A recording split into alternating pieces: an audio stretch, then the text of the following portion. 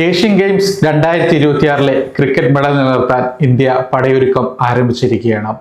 ഇതിനോടകം ടീമിനെ പ്രഖ്യാപിച്ച ഇന്ത്യ കിരീടം നിലനിർത്താനുള്ള എല്ലാ തയ്യാറെടുപ്പുകളും ആരംഭിച്ചു കഴിഞ്ഞു. എന്നാൽ ഇന്ത്യക്ക് ഭീഷണിയായി പരിക്ക് മാറിയിരിക്കുകയാണ്.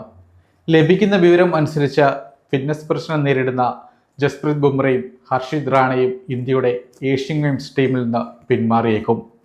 ഇവർക്ക് കൂടുതൽ വിശ്രമം നൽകി മുന്നോട്ട് പോകാനുള്ള നീക്കമാകും ഇന്ത്യ എടുക്കുക. അതുകൊണ്ട് തന്നെ ഇന്ത്യയുടെ ടീമിൽ മാറ്റങ്ങളും ഉറപ്പാണ്.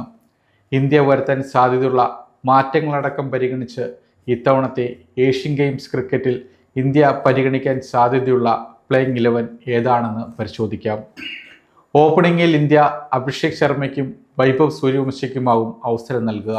വൈഭവ് സൂര്യവംശി സിംബാബ്വെക്കെതിരായ 2020 പരമ്പരയിൽ കിടിലൻ പ്രകടനം നടത്തിയ സാഹചര്യത്തിൽ താരത്തെ പുറത്തിരുത്താൻ ഇന്ത്യ തയ്യാറായേക്കില്ല. 15-കാരനായ വൈഭവിന് കൂടുതൽ അവസരങ്ങൾ നൽകി വളർത്തിക്കൊണ്ടുവരാനുള്ള നീക്കമാവും ഇന്ത്യ നടത്തുക. അങ്ങനെ വരുമ്പോൾ സഞ്ജു സാംസണെ ബെഞ്ചിലേക്ക് ഒതുക്കാനാകും നീക്കം. സഞ്ജു ഇന്ത്യയുടെ ലോകകപ്പ് ഹീറോയാണെങ്കിലും സമീപകാലത്തെ കണക്കുകൾ നിരത്തി ഇന്ത്യ സഞ്ജുവിനെ പൂട്ടാനുള്ള സാധ്യതയാണ് കൂടുതൽ. അതേസമയം അഭിഷേക് ശർമ്മയെ അത്തരമൊരു കണക്കിൻ്റെ പേരിൽ തഴയാൻ സാധ്യതയില്ലെന്ന് തന്നെ കരുതാം.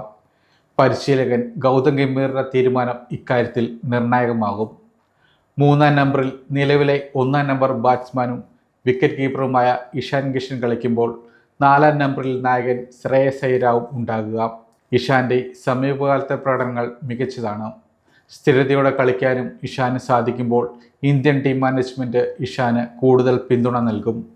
ശ്രേയസ് അയ്യർ നായകൻ്റെ പ്രകടനമാണ് പുറത്തെടുക്കുന്നത്. എന്നാൽ സ്ട്രൈക്ക് റേറ്റ് മെച്ചപ്പെടുത്തി ശ്രേയസിന് കളിക്കാൻ സാധിക്കേണ്ടതായുണ്ട്. 5-ാം നമ്പറിൽ തിലക് വർമ്മയ്ക്കാണ് സീറ്റ്.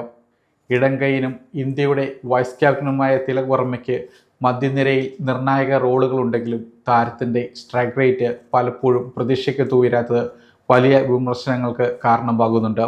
6-ാം നമ്പറിൽ ഓൾറൗണ്ടർ ശിവം ദുബെ കളിക്കും. ഫിനിഷർ റോളിലും ഡെത്ത് ഓവറിലും ഇന്ത്യ വലിയ പ്രതീക്ഷ വെക്കുന്ന താരമാണ് ദുബെ. എന്നാൽ ദുബെയുടെ സ്ഥിരത വലിയ ചോദ്യചിഹ്നമാണ്. നിതീഷ് കുമാർ റെഡ്ഡി പരിക്കിൻ്റെ പിടിയിലാണ്. താരത്തിൻ്റെ ഫിറ്റ്നസ് വീണ്ടെടുക്കാൻ സാധിക്കുമോ എന്നത് കണ്ടറിയേണ്ടതുണ്ട്. നിതീഷ് ഉണ്ടെങ്കിലും പ്ലേയിങ് 11 എത്തിയേക്കില്ല. 7-ാം നമ്പറിൽ അക്ഷർ പട്ടേലിനെ കളിപ്പിക്കും. വാഷിംഗ്ടൺ സുന്ദർ പരിക്കിൻ്റെ പിടിയിലാണ്.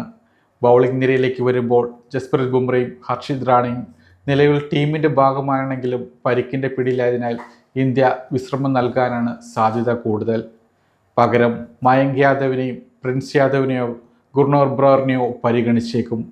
അങ്ങനെ വരുമ്പോൾ ഇന്ത്യ 8-ാം നമ്പറിൽ മയങ്ക് യാദവിനെയും 9-ാം നമ്പറിൽ പ്രിൻസ് യാദവിനെയും കൊണ്ടുവന്നേക്കും. 10-ാം നമ്പറിൽ ഇടംകൈയൻ സ്പേസർ അർഷദീപ് സിംഗും സ്പെഷ്യലിസ്റ്റ് സ്പിന്നറായി 11-ാമനായി വരുൺ ചക്രവർത്തിയും എത്താനാണ് സാധ്യത. ഇന്ത്യയുടെ സാധ്യത 11 ഒറ്റനോട്ടത്തിൽ നോക്കാം.